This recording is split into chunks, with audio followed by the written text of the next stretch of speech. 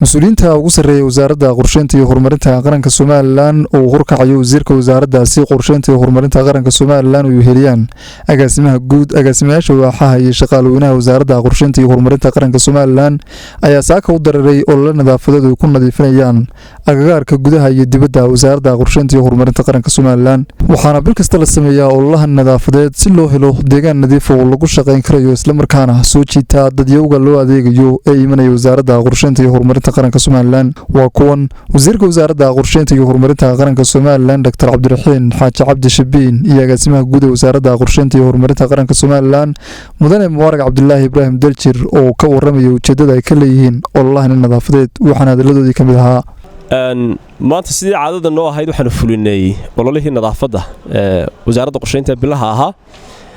ololahan ujeedadeenu ka leenahay waa in goobta iyo bi'ada lagu shaqeynayo ay qurux badnaato, in maxay ahaydey runtii ay noqoto goob bilic leh oo qofka shaqaalaha ah subaxii markuu u soo kala hayo uu soo hiroobo oo muxuu ahaa ku niyad samaado goobta uu ka shaqeynayo. waxay runtii sidoo kale xoojinaysaa isku duubnida iyo muxuu ahaa teamwork ee wada shaqeynta. waxaan rajaynaynaa in hay'adaha kale ee dawladda iyo hay'adaha kale qaranka intuba inay runtii nagaga daydaan muxuu ahaa nadaafadan iyo ololaha nadaafadeed oo runtii tusaale u ah waxa la yiraahdo iskaa wax u qabso.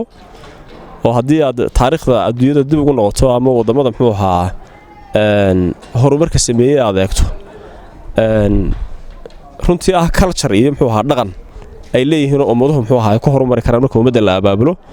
marka waxaan rajaynaynaa insha Allah in ay noqon doonto hawl qaranka wax badan ku soo kordhisa. aad ba mahadsantiin. sida Agaasimaha Guud sheegay ujeedada laga leeyahay nadaafada lama ololahan nadaafadeed ee Wasaaradda Qorshaynta waxa weeyaan ujeedooyinkaas uu idin sheegay DGU.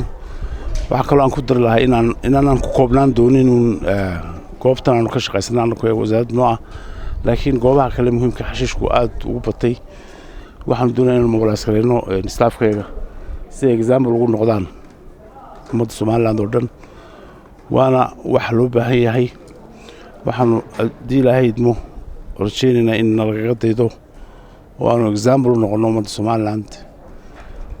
hadday noqoto meelaha institutionska dawladda ama shacabka guudba ay noqoto caado يعني culture inoo noqoto in waxa ay qabsan kareen inaan qabso inaan cidna ka sugin. way ka mid yihiin mashaariicda nadaafada iyo mashaariicaha kale ee wasaaraddu fulisay inaan anagu noqono example fiican oo aanu nalaga daydo. ujeedada ugu weyn waa intaas.